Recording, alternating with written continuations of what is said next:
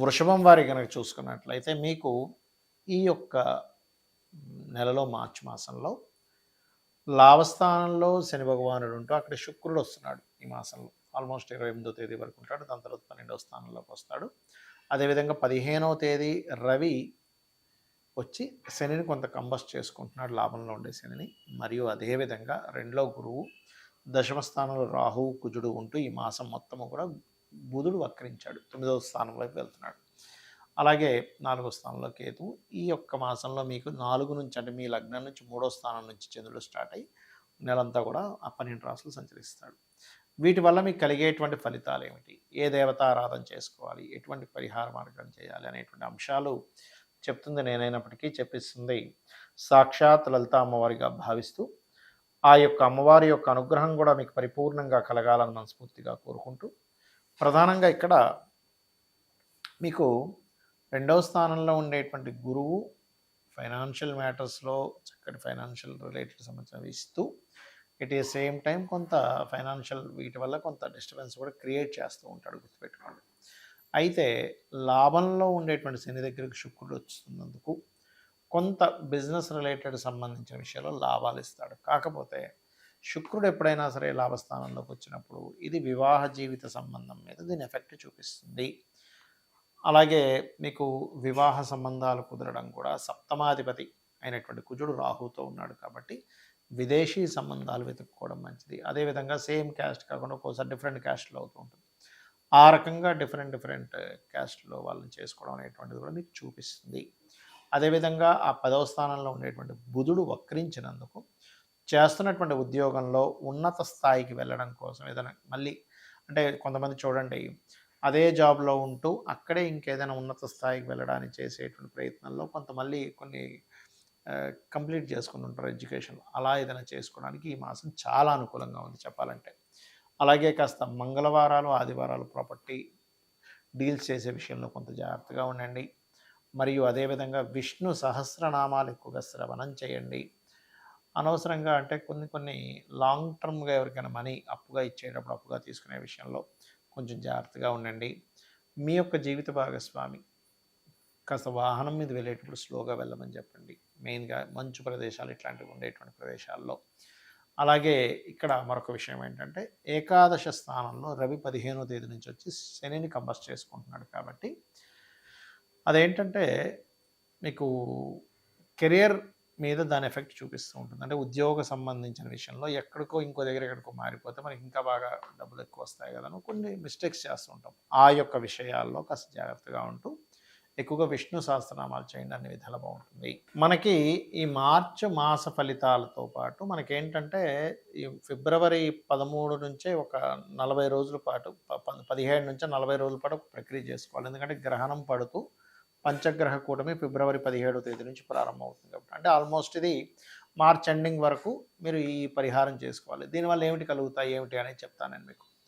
మొట్టమొదటిగా మనం ఇంకొక విషయం ఏంటంటే 17, 18, 19 తేదీలు కామాఖ్య శక్తిపీఠంలో గణపతి లలిత హోమము, నవగ్రహ హోమము, చండీ హోమాలు జరుగుతున్నాయి.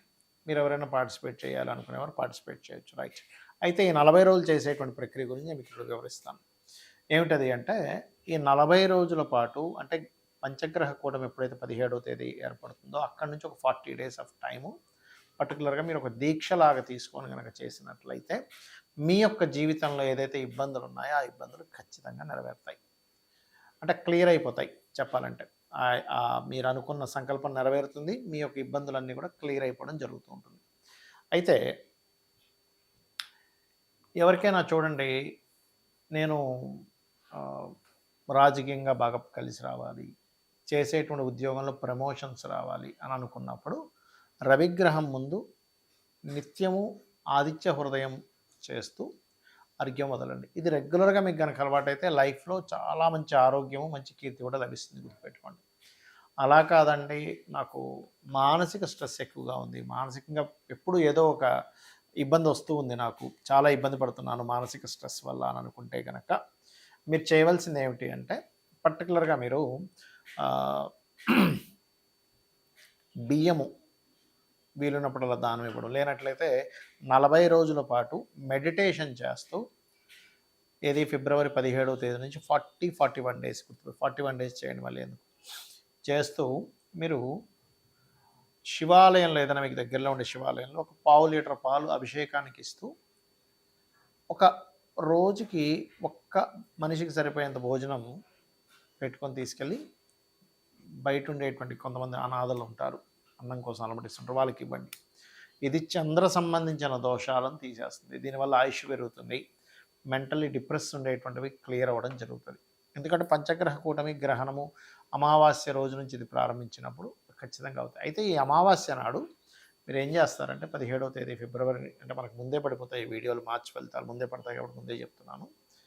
అమావాస్య నాడు ఏంటంటే మీరు స్వయం పాకం ఇవ్వండి, గుర్తుపెట్టుకోండి.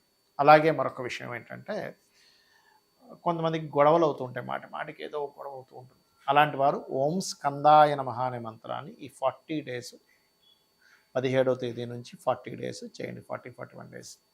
అలాగే మరొక విషయం ఏంటంటే ఈ స్కందుడిని చేస్తూ గోశాలకు వెళ్ళి గోవులకి క్యారెట్స్ తినిపించడము, కుంకుమ ఏదైనా అమ్మవారి ఆలయంలో అమ్మవారి కైంకర్యం కోసం వాడుకోవడానికి అన్నట్టుగా ఇవ్వండి, కుంకుమని గుర్తుపెట్టుకోండి. ఇక అదేవిధంగా కొంతమందికి వ్యాపారంలో ఇబ్బంది రావడము, లేకపోతే రిలేషన్స్లో ఇబ్బంది రావడము, అదేవిధంగా కొంతమంది పిల్లలకైతే చదువులో ఏదో ఒక డిస్టర్బెన్సెస్ రావడం జరుగుతుంటుంది. అలాంటప్పుడు మీరు ఏం చేస్తారంటే గోవులకి 40 డేస్ కూడా గోంగూర తినిపించడము, విష్ణు సహస్రనామాలు 40 డేస్ రెగ్యులర్గా వినండి. మీకు చదవడం వస్తే చదవండి, బట్ వినండి. ఇది కనుక చేసినట్లయితే ఖచ్చితంగా మీకు బాగుంటుంది. ఈ 40 డేస్ బుధగ్రహం దగ్గర దీపారాధన చేయండి. రవిగ్రహానికి సంబంధించిన ఫస్ట్ చెప్పిందేమో రవిగ్రహం దగ్గర, రెండవది చెప్పిందేమో మానసిక సమస్యలు ఉన్నప్పుడు చంద్రగ్రహం దగ్గర 40 డేస్ దీపారాధన, ఈ గొడవలు జరుగుతుండేటువంటి 40 డేస్ కుజగ్రహం దగ్గర దీపారాధన, ఇప్పుడు ఇది బుధగ్రహం దగ్గర దీపారాధన. ఇక కొంతమందికి సరైనటువంటి గైడింగ్ దొరకటం లేదు, సరైన గురువు దొరకట్లేదు, లేకపోతే సంతానానికి సంబంధించిన ఇబ్బందులు ఉన్నాయి. అలాంటప్పుడు ఈ 40 డేస్ కూడా మీరు ఏం చేస్తారంటే గురుగ్రహం దగ్గర దీపారాధన చేస్తూ గోవులకి అరటికాయలు తినిపిస్తూ ఓం ద్రాం దత్తాత్రేయాయ నమః అనే మంత్రం చేయండి, లేదా జయ గురుదత్త శ్రీ గురుదత్త కూడా చేసుకోవచ్చు. ఇది కనుక చేసినట్లయితే ఖచ్చితంగా మీకు సంతానం కోసం ఇబ్బంది పడేటువంటి వారికి ఆ ఇబ్బంది అనేటువంటి తొలగుతుంది, సంతాన ప్రాప్తి లభిస్తుంది. అలాగే కాస్త మీరు ఏం చేస్తారంటే 40 డేస్ వీధి కుక్కలు ఉంటాయి, వాటికి ఏదైనా తినిపిస్తూ ఉండండి. అదేవిధంగా గోవులకి అరటికాయలు తినిపిస్తూ ఉండండి. గంధము కానీ పసుపు కానీ శివాలయంలో శివుని కైంకర్యం కోసం అన్నట్టు ఇవ్వండి, లేదా అమ్మవారి ఆలయంలోనైనా ఇవ్వచ్చు, నో ప్రాబ్లం. ఇక మరి కొంతమందికి వివాహం అవ్వదు. వివాహం అవ్వనప్పుడు ఈ 17వ తేదీ నుంచి 40 డేస్ ఆఫ్ ప్రక్రియ ఏదైతే ఉందో పర్టికులర్గా మీరు వివాహం విషయంలో ఫిబ్రవరి 17th నుంచి అండి, ఎందుకంటే మనం మార్చి ఫలితాల్లో చెప్తున్నాను ఈ ఎండింగ్లో ఈ విషయం.